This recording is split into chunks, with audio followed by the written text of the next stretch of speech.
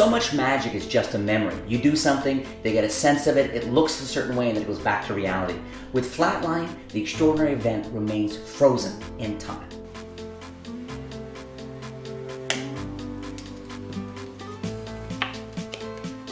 It's something they just handled. Then a moment later you do something extraordinary with it, and then you hand it out.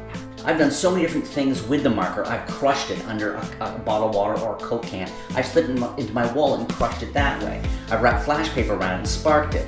I've used it to reveal selected cards. I've used it to introduce my business card. Some people find a crushed marker hilarious. They laugh and laugh and they can't believe it's like a sight gag for some people. For other people, it's a total mystery. It's something absolutely inexplicable. Probably my favorite effect to do with the Flatline gimmick is a variation of the light zig card stab.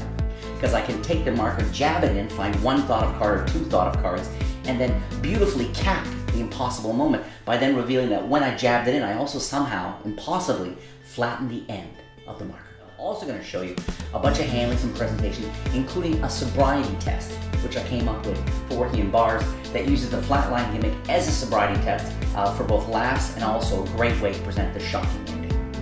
And for all of you who've been having fun for the last couple of years with all these smoke gimmicks that are now out in the market, you combine a bit of smoke with the Flatline gimmick and you have an absolute reputation maker, something crazy.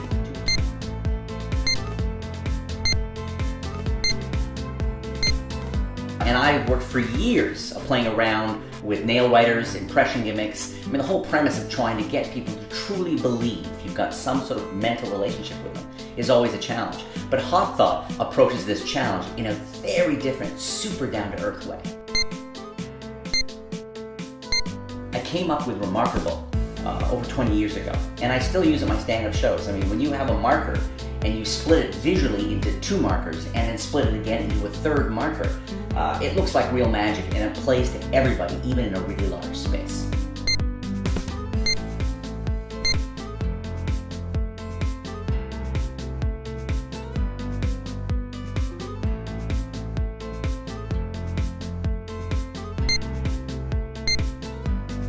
Magnetic is something I do for people when they're giving me a bit of attitude, and it happens. I mean, I'm a nice guy, but I still get attitude sometimes.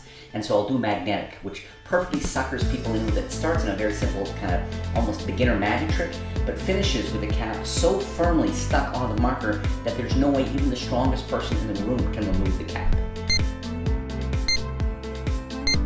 I'm also going to share with you an effect I've been keeping kind of quiet to myself for a while, involving a toothpick and a brand new principle where you can make this toothpick sort of vanish and appear wherever you want. I even use it to reveal a selected card in a really shocking and strange way.